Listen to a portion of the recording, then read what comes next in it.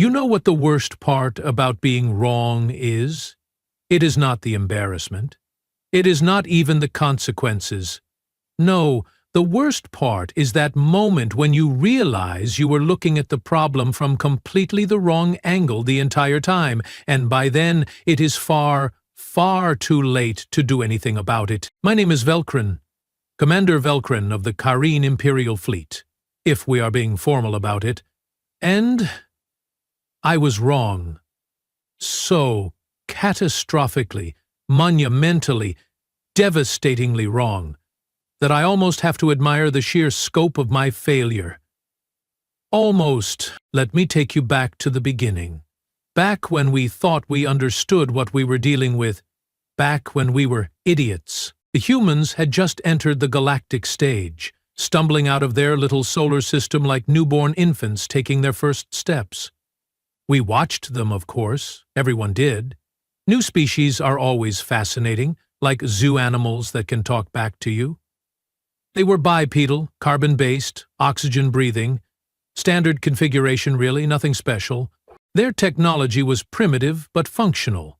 Their ships were loud and inefficient, spewing radiation like a sick grobnax. But they had finally figured out faster-than-light travel, which meant they met the minimum requirements for contact. The Galactic Council sent the usual welcoming committee, complete with gift baskets and translation matrices, standard procedure. I was not there for that first meeting, thank the void. I was stationed 3 sectors away, running patrol routes and dying of boredom. But I heard the reports. Everyone did. The humans were friendly, curious, perhaps a bit too eager. They asked a million questions. They wanted to trade, to learn, to join the community.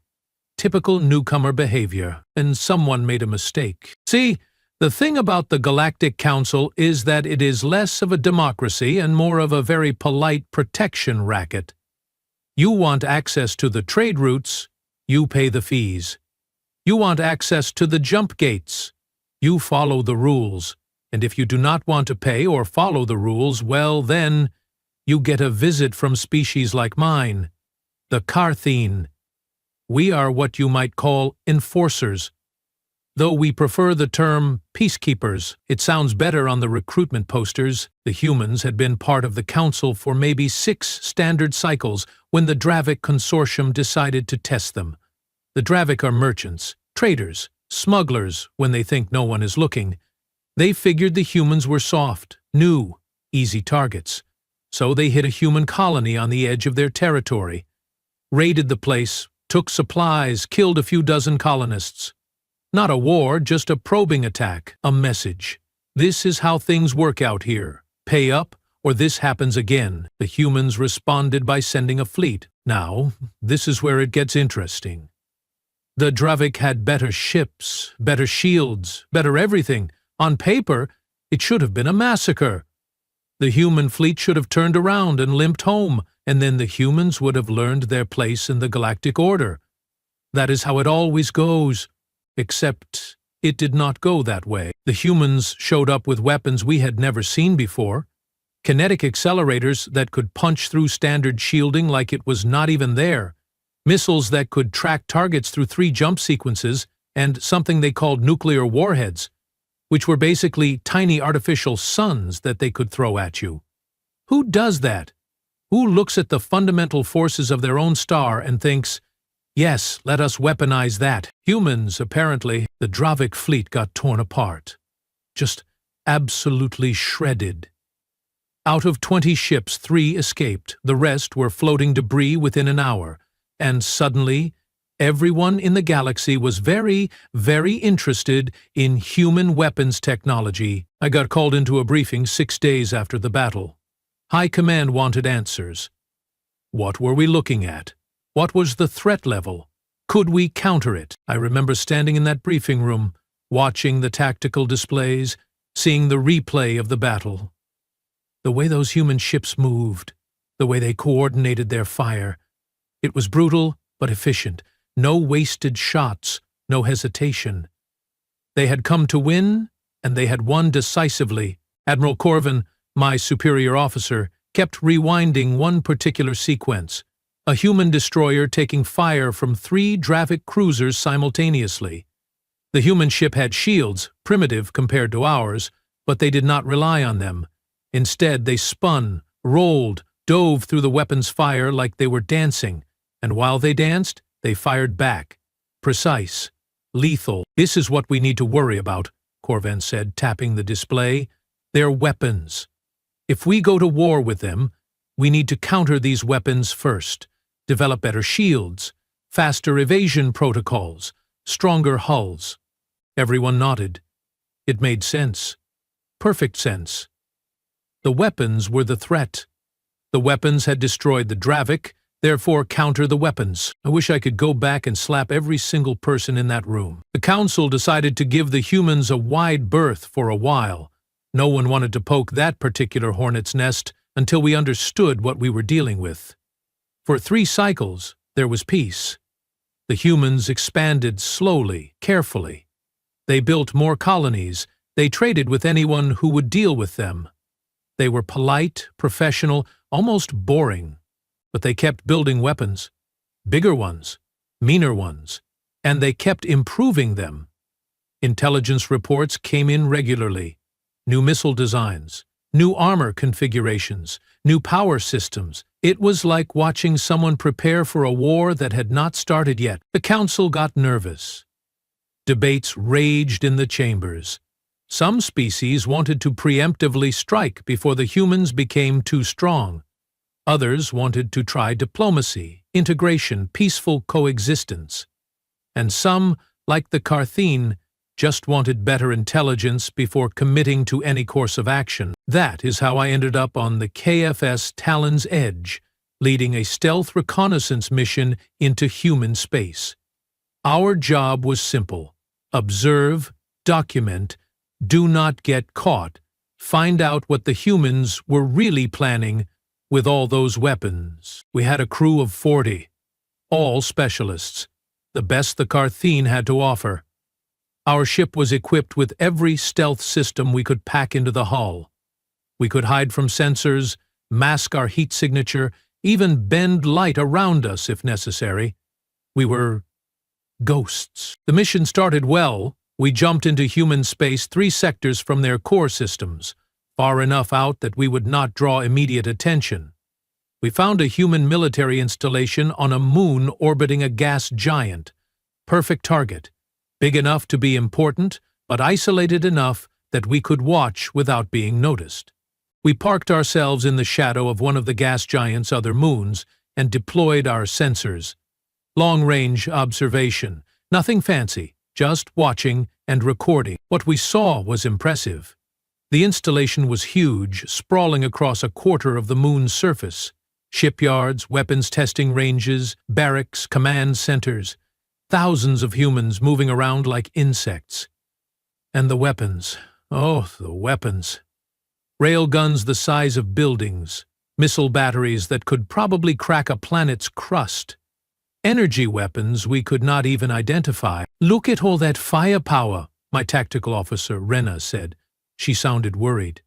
"If they have installations like this throughout their territory, they could field a fleet that would rival the entire council combined." "That is the point," I said.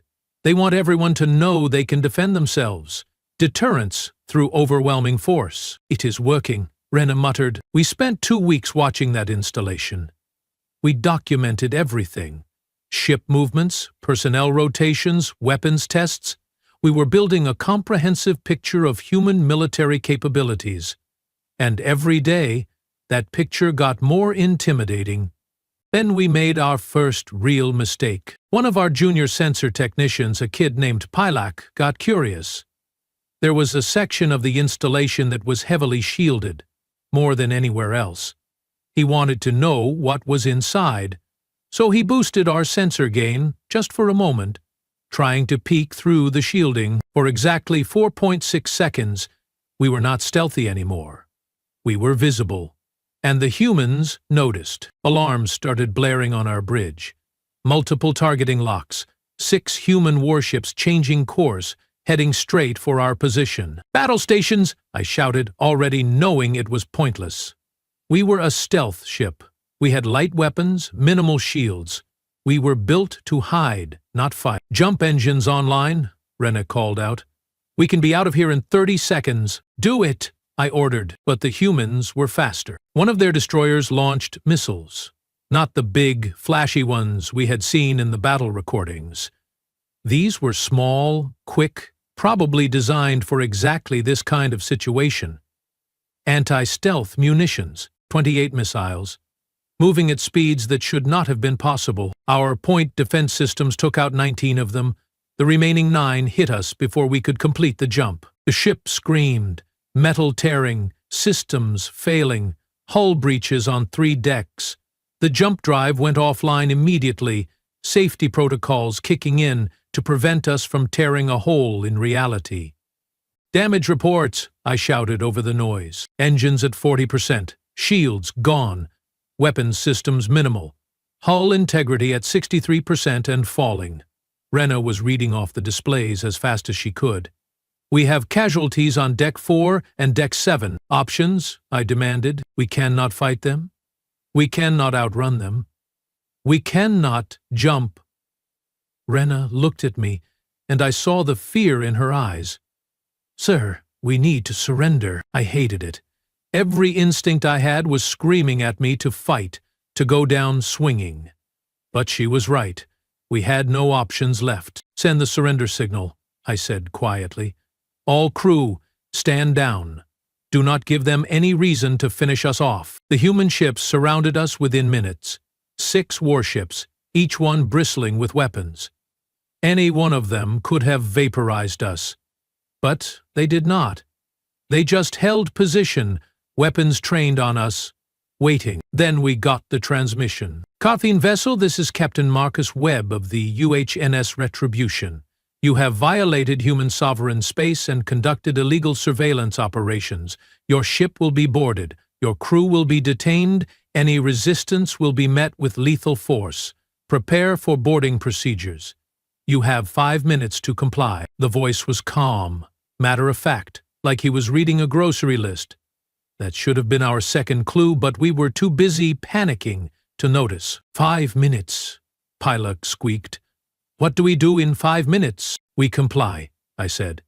"Secure all classified materials. Wipe the navigation database. Everyone assemble in the main cargo bay. No weapons. Hands visible. Do not give them any excuse." The crew moved quickly, efficiently. We were professionals even in defeat. Within 4 minutes we were all standing in the cargo bay, hands raised, waiting. We heard the boarding craft attached to our hull. The cutting torches started. They did not bother asking us to open the airlocks. They just made their own entrance. Efficient. Brutal. The hull peeled back, and the humans came through. This is the part where everything I thought I knew became irrelevant. I had seen humans before. On video feeds, in the council chambers, in intelligence reports. I knew what they looked like. Bipedal, mostly hairless, with those strange, flexible faces that could contort into a million different expressions. Not particularly intimidating physically, average height, average build, nothing special. But seeing a human in a video feed and seeing a human soldier coming through a breach in your hull are two very, very different things. They wore armor, heavy, black, covered in equipment and weapons. The armor made them look bigger, bulkier, more threatening, but that was not what got me. It was the way they moved. Precise, coordinated, every step calculated, every angle covered.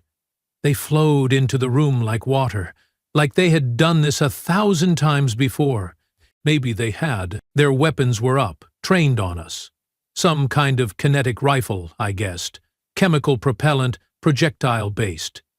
Primitive compared to energy weapons, but effective. Brutally effective. But again, it was not the weapons that made my blood run cold. It was the eyes. Human eyes are strange. They have that visible white sclera around the colored iris, which makes it very easy to see where they are looking. And every single one of those soldiers was looking directly at us. Watching. evaluating, calculating threat levels in real time. One of them stepped forward, larger than the others, more equipment on his armor. The leader. He looked at me, and I felt like I was being dissected. "I am Sergeant Drake Mendoza," he said. His voice came through his helmet speakers, slightly distorted but perfectly clear. "You are now prisoners of the United Human Nations military. You will follow instructions exactly as given. Failure to comply will result in immediate incapacitation. Do you understand?" I tried to speak. My mouth was dry. Yes, we understand. Good." He turned to his soldiers. "Separate them. Full security protocols. I want bioscans, threat assessments, and psychological profiles on all of them. Move." The soldiers moved immediately. They grabbed my crew members, not roughly but firmly, separating us into smaller groups. Professional, practiced. They had done this before. One of them approached me. Young, probably, hard to tell with the helmet. He gestured with his rifle. "This way. Now!" I moved. What else could I do? They took us to our own detention cells. The irony was not lost on me. Our ship had cells for prisoners, and now we were the prisoners. They stripped us of our equipment, our uniforms, everything except basic clothing. They scanned us with devices I did not recognize. Then they locked us in. I sat on the cold metal bench in my cell and tried to process what had just happened. We had been captured in minutes. Our ship had been boarded without casualties on either side. The humans had been efficient, professional, almost gentle. But there had been something else. Something that kept nagging at me. The soldier who had taken me to my cell. I had seen his eyes through the helmet visor. Young eyes, maybe barely an adult by human standards. But those eyes had been cold, calculating, utterly without fear. That was when I started to realize we had been looking at this all wrong. Hours passed. Maybe days. Hard to tell in a cell with no windows. They fed us, gave us water. No one spoke to us. The humans just watched. Always watching. Then Captain Webb came to see me. He did not wear armor. Just a simple uniform, dark blue with insignia I did not recognize.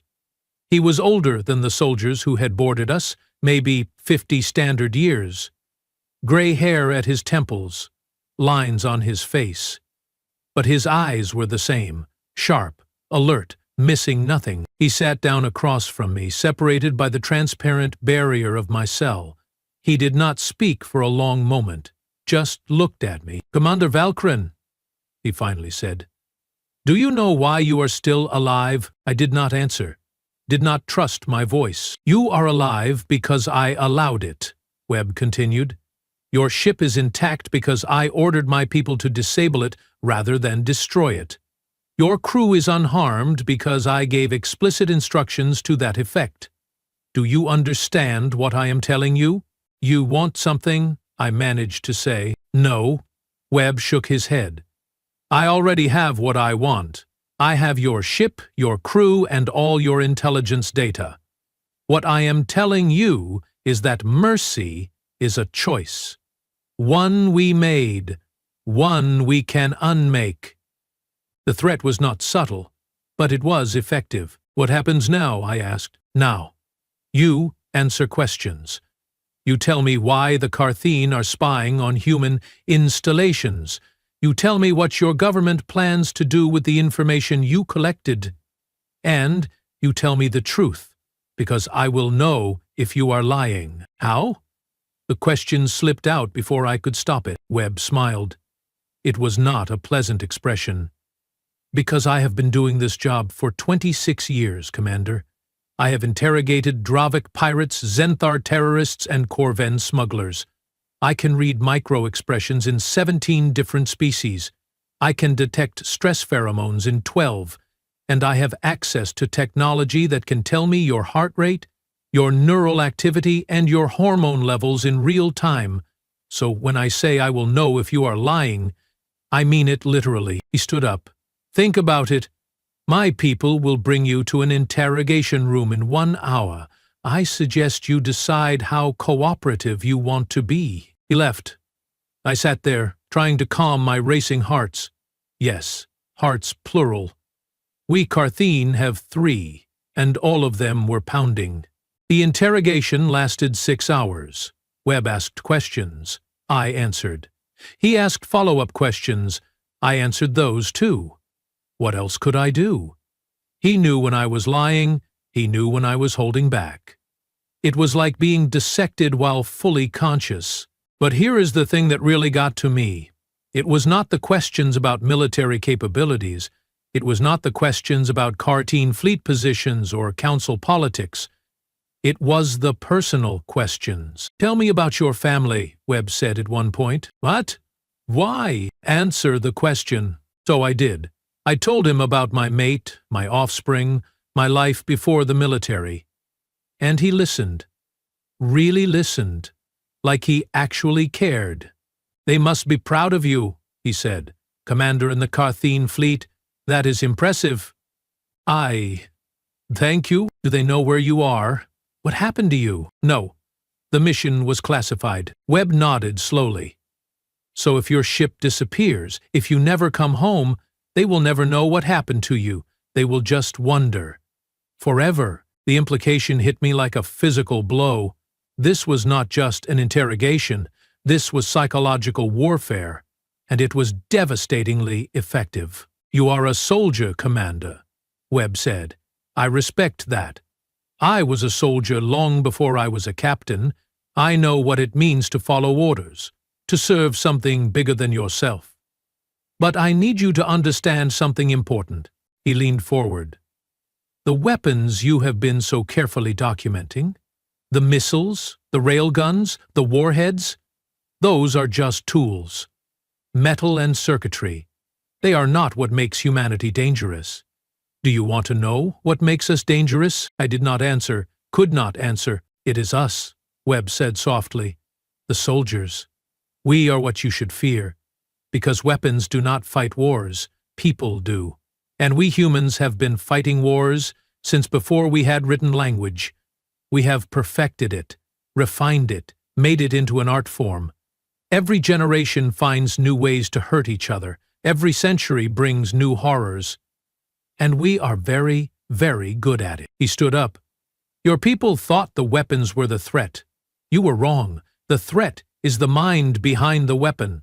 The will to use it, the refusal to quit. That is what you should have been afraid of. That is what you should have told your government." The interrogation ended. They took me back to my cell.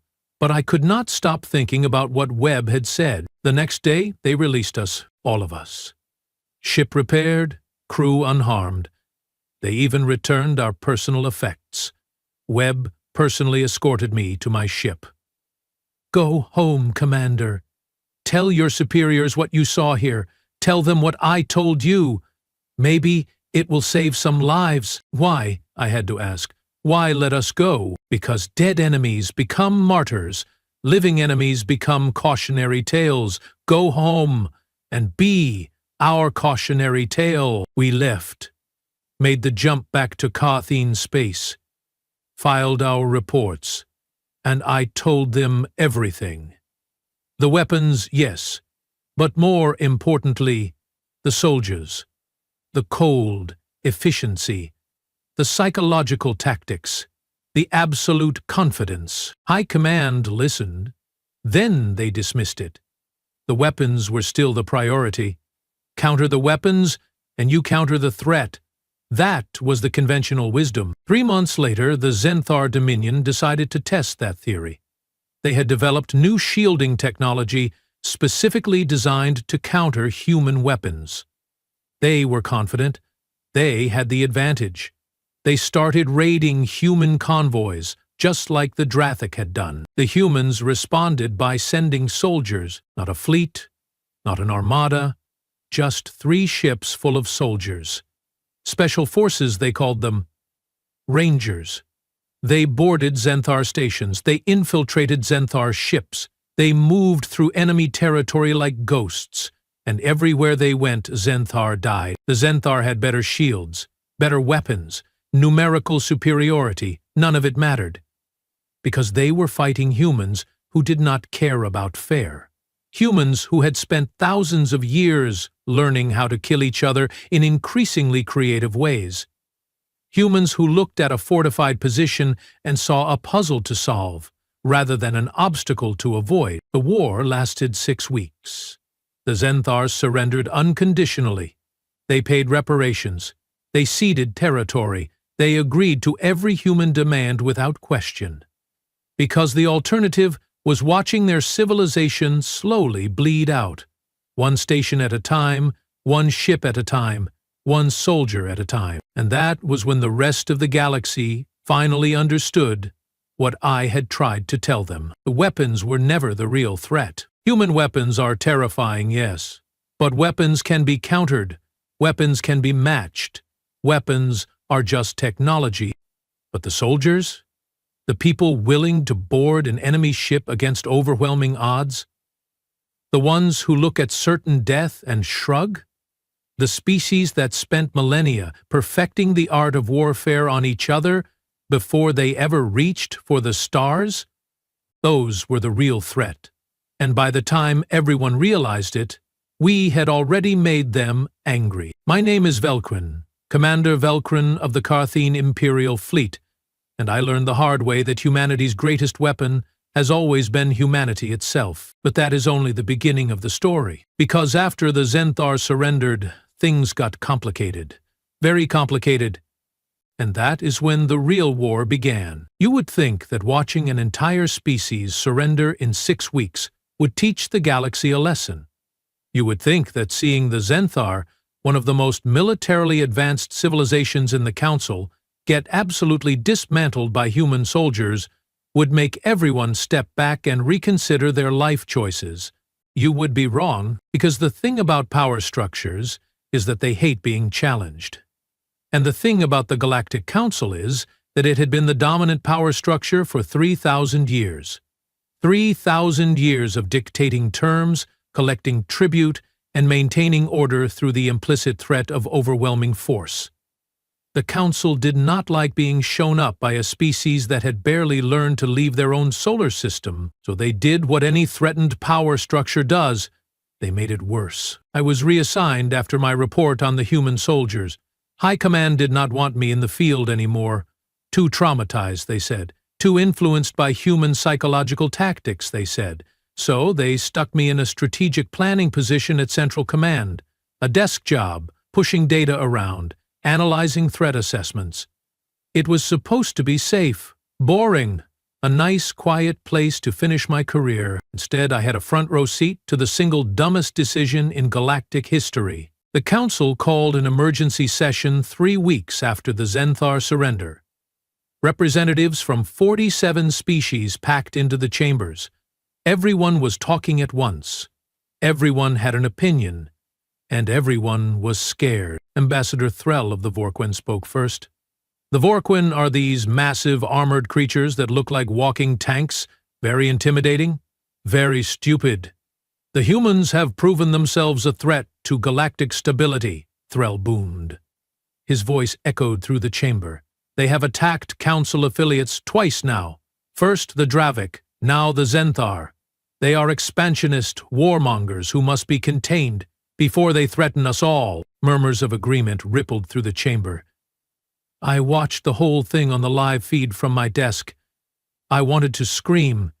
Did none of them understand? Both the Dravik and the Zenthar had attacked humans first. The humans had only responded. Disproportionately, sure, but they had been defending themselves. Ambassador Lissa of the Mikran tried to inject some sanity into the proceedings. The Mikran are small, quick, clever. They survive through intelligence rather than force. Perhaps we should consider diplomatic engagement, Lissa suggested. Her voice was high-pitched, musical. The humans have not attacked anyone who did not attack them first. They have shown willingness to negotiate. Why assume hostility when we could pursue cooperation? Because they are dangerous, Threll shot back. Did you not see what their soldiers did to Zenthar stations? They are savage, brutal, uncivilized. They are effective, Lissa corrected. There is a difference, but she was outvoted. The fear was too strong. The Council voted to impose economic sanctions on humanity, trade restrictions, embargo on advanced technology, removal from Council protection. It was not quite a declaration of war, but it was close enough. The message was clear: submit to Council authority or be isolated. I remember sitting at my desk, watching the vote tally come in. 39 in favor, 8 against. I put my head in my hands and wondered how many people were about to die because of political theater. The humans received the Council's decision with what I can only describe as amused indifference. Their representative, Ambassador Patricia Okonkwo, issued a statement that was broadcast across all Council channels. The United Human Nations acknowledges the Galactic Council's decision to impose sanctions. We find this action regrettable, but unsurprising. However, we must clarify several points. First, humanity did not seek conflict with the Dravik Consortium or the Zenthar Dominion. We responded to aggression with proportional force. Second, humanity does not require Council approval to exist or expand. We will continue to pursue our interests as we see fit. Third, any species or coalition that views these sanctions as an opportunity to test human resolve will discover the same lesson the Zenthar learned. We are not aggressive, but we are also not weak. Choose your next steps carefully. The statement was polite, professional, utterly terrifying if you knew how to read subtext. The humans had just told the entire Council to go to hell while maintaining perfect diplomatic courtesy. It was beautiful, in a horrible sort of way. 2 months passed. The sanctions hit human trade hard. Their economy took a beating. But they adapted. Humans are good at adapting. They started trading with non-Council species. They built their own infrastructure, they tightened their belts, and kept going. And then the Corvan Alliance made their move. The Corvan are a collective of 5 species that operate as a single political entity. They are not particularly strong individually, but together they field one of the largest fleets in the galaxy. They saw the sanctions as an opportunity. If they could force humanity to submit, they would gain massive political capital with the Council. They would also gain access to human technology, so they sent a fleet to blockade human space. 200 ships, a massive show of force.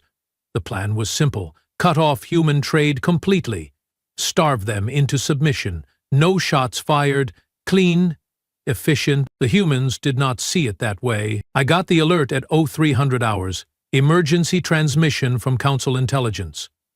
The Corvan blockade fleet had been attacked. Not by human ships, by human soldiers. Apparently, while the Corvan fleet sat outside human space, feeling very proud of themselves, small human craft had launched from hidden positions throughout the sector. Boarding craft, dozens of them, too small for the Corvan sensors to track effectively, too fast for point defense to catch. The craft had latched onto Corvan ships like parasites. The soldiers inside had cut their way through hulls, disabled weapons systems from the inside, and taken control of ship after ship. Within 4 hours, 63 Corvan vessels were in human hands. The remaining ships had jumped away in panic. No human casualties, 63 capital ships captured, 4,000 Corvan crew members detained. It was not a battle, it was a heist. A perfectly executed, militarily impossible heist. I pulled up the tactical reports, read them 3 times, checked the data. It was all verified, real. How? I said out loud to my empty office. How do you capture 63 ships with boarding parties? The answer came 2 days later when the humans released footage. They wanted everyone to see. They wanted to send a message. The footage showed human soldiers moving through Corvan ships. These were not the same soldiers who had boarded my vessel. These were different. Lighter armor, more equipment. They moved faster, quieter. Special Operations Forces. Elite troops. They used breaching charges to enter through weak points in the hulls. They used some kind of electromagnetic pulse device to disable local systems. They used gas to incapacitate crew members without killing them. It was surgical, precise. They had planned every step. But what really got me, what made me understand just how outmatched we all were, came at the 17-minute mark of the footage. A human soldier, callsign Wolf 6, was separated from his unit. He found himself in a corridor with 12 Corvan Marines, armed, armored. Between him and his objective, he did not retreat, did not call for backup. He moved forward. The Corvan opened fire. Energy weapons. Enough firepower to melt through standard armor.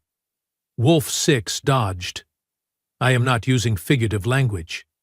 He saw where they were aiming and moved before they pulled the triggers. Reading body language, predicting shots, moving through a storm of weapons fire like he was dancing. He closed the distance in seconds. The Corvan switched to close combat. Big mistake. Wolf 6 went through them like a blade through soft tissue. Strikes to joints, strikes to sensory organs, strikes to nerve clusters. Every move was targeted, efficient, brutal. 12 Corvan Marines down in under 30 seconds. Wolf 6 did not even seem winded. He retrieved his objective, a data core from the ship's computer, and continued to his extraction point. Mission complete. I watched that footage 7 times. Each time I understood less. How do you train someone to do that? How do you prepare a soldier to take on 12 armored opponents alone and win? What kind of species produces people capable of that level of violence? The answer, I was learning, was humanity. A species that had spent 10,000 years killing each other with every tool they could imagine. A species that had refined warfare to such a degree that combat was practically instinctual. They did not just train soldiers, they bred them. Culturally, genetically, societally. Violence was woven into the fabric of their existence, and we had just poked them with a stick. The Corvan Alliance sued for peace immediately. They paid reparations. They returned all human prisoners from previous skirmishes. They agreed to never operate in human space again. And they got their ships back, minus the weapons systems. The humans stripped every gun, every missile, every defense system, and kept them. Spoils of war. You would think, after watching 2 major powers get humiliated, the Council would back down, except that humanity was not going to submit, find a way to coexist peacefully. But pride is a dangerous thing, and the Council had a lot of pride. They authorized military action, not an invasion. That would be too risky. Instead, they decided on targeted strikes, hit human military installations, destroy their shipyards, cripple their ability to project force. Quick, clean, surgical. Get in, do damage, get out before the humans could respond. I tried to stop it. I really did. I wrote reports. I gave briefings. I showed them the footage of human soldiers in action. I explained, in excruciating detail, why this was a terrible idea. Admiral Corvan, the same officer who had dismissed my concerns about the soldiers before, listened to my presentation with barely concealed contempt. "Commander Velkrin," he said when I finished, "I understand you had a traumatic experience with the humans, but you are allowing fear to cloud your judgment. Yes. Their soldiers are effective in small unit operations. But we are not talking about boarding actions or special operations. We are talking about a full-scale military strike with fleet support. Their soldiers cannot stop capital ship weapons. They cannot disable a battle cruiser from inside while it is firing. We have the advantage. We will use it. Sir, with respect, you are making the same mistake everyone has made. You are underestimating them." "No, Commander. You are overestimating them. Dismissed. I left his office knowing that I had just witnessed another catastrophic error in judgment. But what could I do? I was a mid-level officer with a desk job. No one was listening. The strike force launched 1 week later. 15 species contributed ships. 300 vessels total. The largest military operation the Council had authorized in 2 centuries. They were going to hit 6 human installations simultaneously. Overwhelming force. No room for error. I monitored the operation from Central Command. We had real-time data feeds. Tactical displays. Everything. I watched those 300 ships jump into human space in perfect formation. I watched them split into attack groups. I watched them approach their targets. And I watched the humans respond. They did not scramble ships, did not activate defense platforms. They just evacuated the installations. Every single person off-site within 20 minutes. The bases were empty when the Council fleet arrived. They ran, Admiral Corvin said from his command chair, and he sounded pleased. See, Velkrin? They know they cannot win. They are abandoning their positions. Sir, I said quietly, I do not think they are running. Then what are they doing? Adapting. The Council fleet opened fire. They destroyed the installations completely. Orbital bombardment. Nothing left but rubble and radiation. Mission accomplished. The Admiral ordered the fleet to regroup and prepare for jump back to Council space. That was when the humans attacked. Not with ships, with soldiers. They had been there the whole time, hidden in the debris fields, hidden in asteroid clusters, hidden in stealth craft too small to show up on sensors, waiting, and hundreds of boarding craft launched simultaneously. They came from every direction at once. The Council fleet tried to respond, tried to shoot them down. They got maybe a third of them. The rest made contact. And then the screaming started. I could hear it over the command channels. Officers shouting. Crews panicking. Reports coming in faster than anyone could process. Humans on board. Humans in the corridors. Humans in engineering. Humans on the bridge. How? How were they everywhere at once? The answer was simple. They had planned this. While the Council was putting together their strike force, the humans were preparing their counterstrike. They knew the Council was coming. They knew where. They knew when. And they had used that knowledge to set the perfect ambush. It was not a battle. It was a massacre. Not because the humans killed everyone. They did not. They just disabled ships, disabled weapons, disabled engines, left them floating dead in space.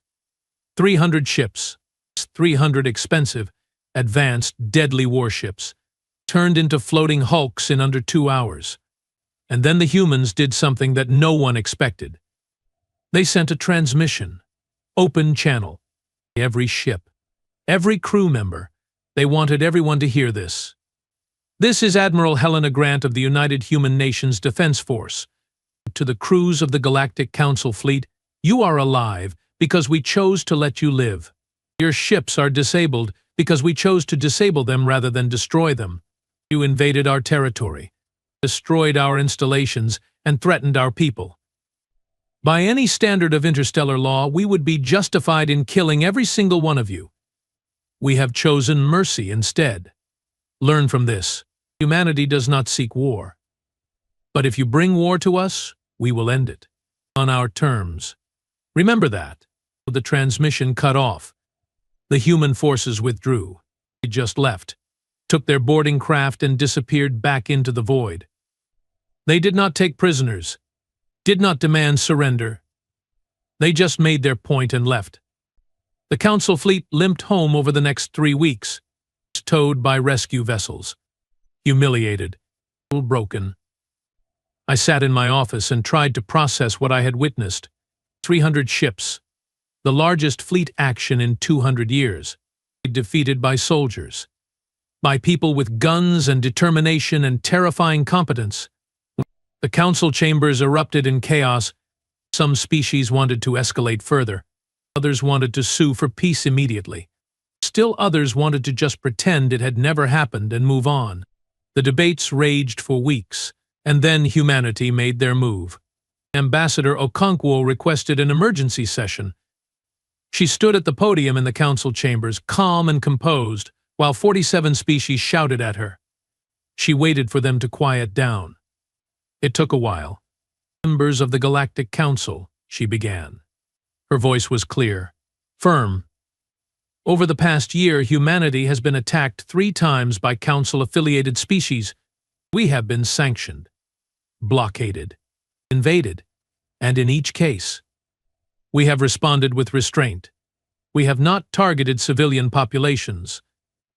We have not destroyed homeworlds. We have not committed genocide. We could have, easily, but we chose not to. Because despite what you believe about us, we are not monsters." Silence. Everyone was listening now. However, Okonkwo continued, "We will not be bullied. We will not submit to threats. And we will not allow our people to be endangered by council politics. So we are making you an offer.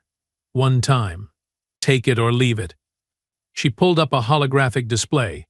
It showed star charts, territory maps, resource allocations. "We want full membership in the Galactic Council, not affiliate status. Full membership, equal voice, equal vote. In exchange, we will share our military technology, not weapons, training, tactics, strategic doctrine. We will help you upgrade your forces, make them more effective, more efficient. And we will defend Council space alongside you against external threats. This is not a surrender. This is a partnership. But it is contingent on being treated as equals." The chamber exploded in angry voices. How dare they make demands? Who did they think they were? This was unacceptable. Okonkwo waited for them to finish yelling. Then she smiled. It was not a nice smile. "You have 1 standard week to decide. If the answer is no, we will withdraw from all council space permanently. We will close our borders. We will cut all trade. And if any council species enters human territory for any reason, we will consider it an act of war. No warnings. No negotiations. War. Choose wisely." She left the podium, left the chambers, left them to argue among themselves. I knew what the answer would be before the vote even happened. Fear is a powerful motivator. So is greed.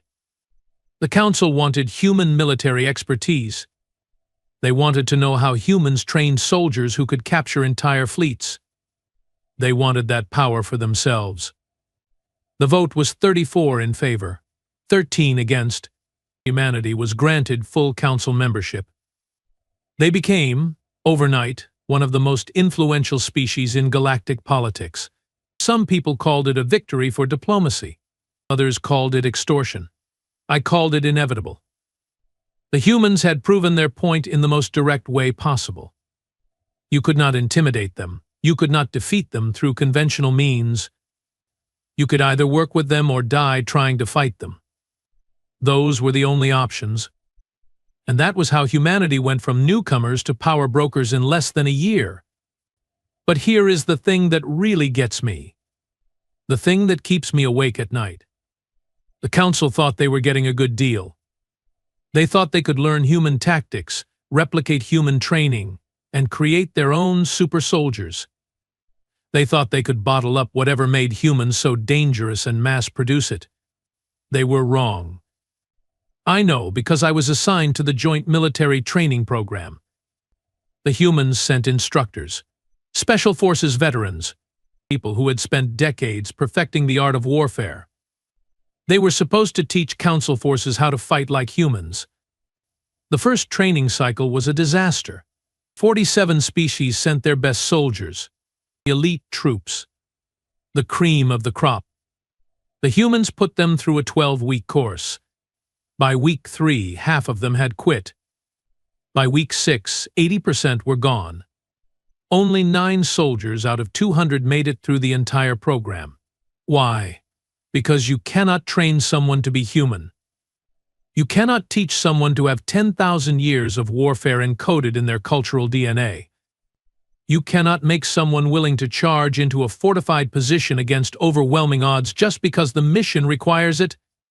It is not about tactics or techniques. It is about mindset, about psychology, about something fundamental that humans have and most other species simply do not. They call it aggression. Others call it determination. Some call it insanity. I call it terrifying. I met one of the human instructors during the program, Gunnery Sergeant Lisa Kamara. She was smaller than most humans, maybe 1.6 meters tall. She looked like she should be teaching children, not soldiers. But when she moved, when she demonstrated combat techniques, you could see it. That cold efficiency. That absolute certainty. She had killed people. Probably a lot of people. And she would do it again without hesitation if the mission required it.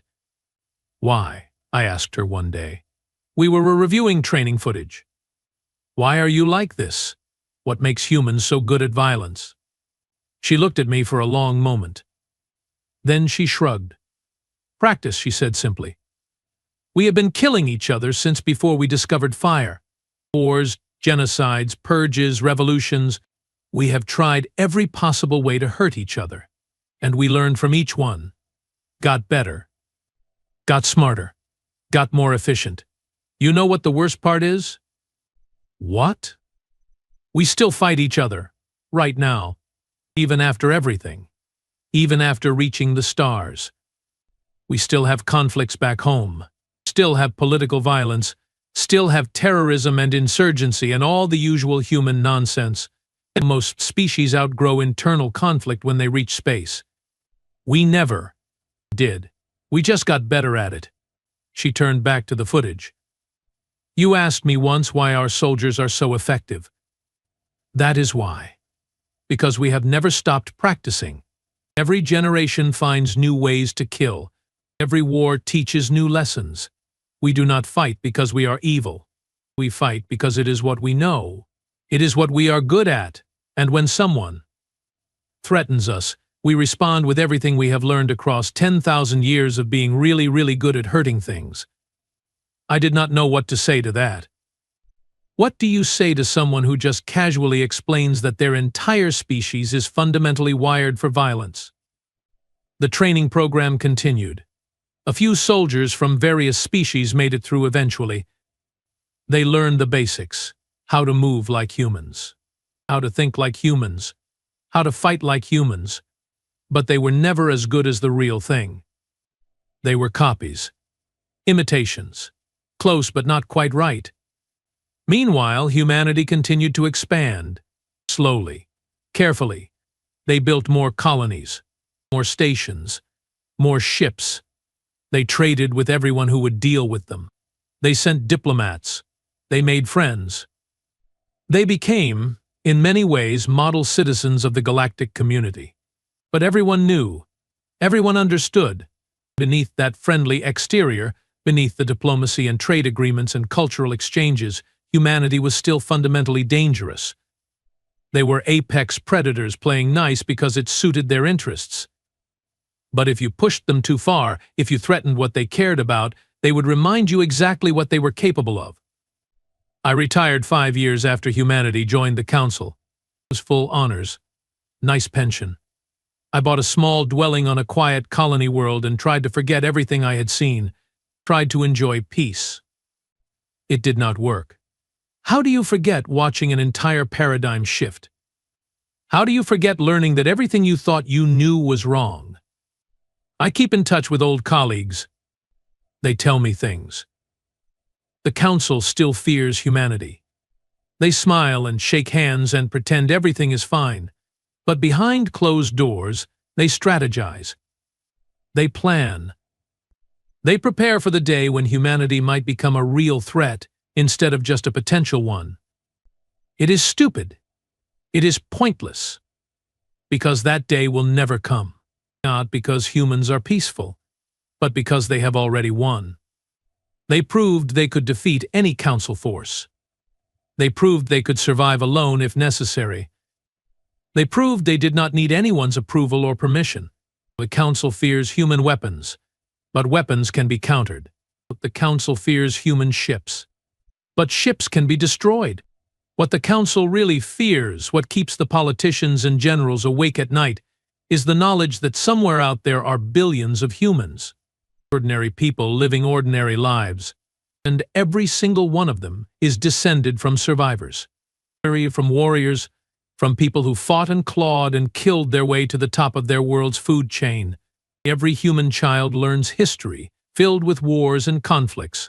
Every human culture has military traditions going back thousands of years. Every human carries genetic memory of violence, competition, survival against all odds. It is built into them at the most fundamental level. And that is what makes them truly dangerous. Not their weapons, not their tactics, not their soldiers, but the fact that every human is a potential soldier. Every human has that capacity for violence lurking somewhere inside. Most never use it, most never need to, but it is there, always, waiting. I am an old soldier now. I have seen things that would break most people. I have survived battles, interrogations, failures. I thought I understood warfare. I thought I understood military power. Then I met humanity, and I learned I understood nothing. My name is Velkrin, Commander Velkrin, retired of the Carthian Imperial Fleet. And I spent my entire career being afraid of the wrong things. We all did. We feared weapons that could destroy planets. We feared fleets that could blockade systems. We feared the big, obvious threats. We should have been afraid of the people, the soldiers, the ones who looked at impossible odds and charged anyway, the ones who turned warfare into science and science into art, the ones who spent 10,000 years learning how to hurt each other and then turned that knowledge outward toward the stars. The galaxy learned that lesson the hard way. Some species learned faster than others, but everyone learned eventually. When you meet humanity, you can be friends or you can be enemies. But you cannot be both. And you absolutely, positively cannot be their victims. Because they do not do half measures. They do not do warning shots. They do not do mercy for its own sake. They do efficiency. They do overwhelming response.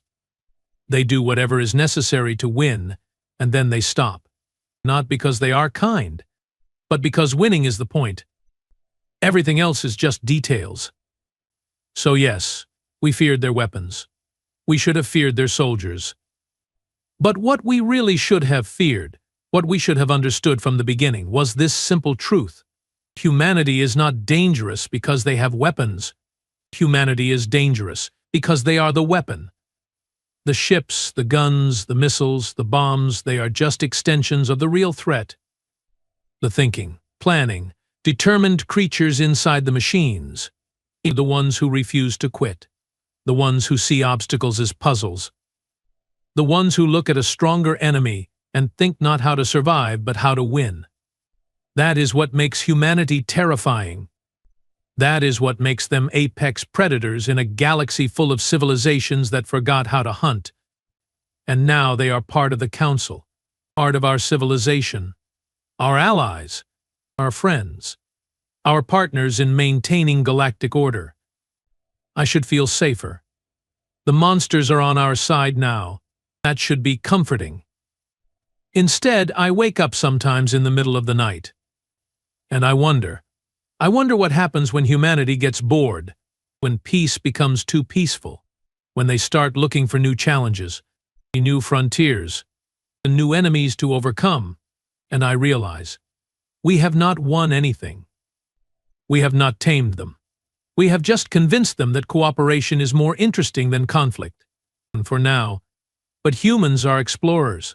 They are conquerors. They are survivors. And eventually they will want more. The galaxy gave them a seat at the table. We gave them legitimacy. We gave them access to everything. We thought we were making them our equals. We might have just given them the keys to the kingdom. And someday, Maybe not today, maybe not in my lifetime, but someday they might decide they want a bigger chair, a better view, more control. What do we do then? How do you stop people who have already proven they cannot be stopped? How do you threaten people who do not fear death? How do you negotiate with people who are perfectly willing to walk away from any deal that does not suit them? The answer is you cannot. You just hope they stay friendly. You hope their better angels win out over their demons. You hope that 10,000 years of violence has finally taught them that cooperation is better than conquest. But hope is not strategy. Hope is not defense. Hope is just hope. And I am a soldier. Soldiers do not trust hope. My name is Velkrin, and I fear humanity's weapons. I fear humanity's soldiers. But most of all, I fear what happens when humanity decides it is done playing nice. Because when that day comes, if it comes, the galaxy will learn one final lesson. We never should have let them in.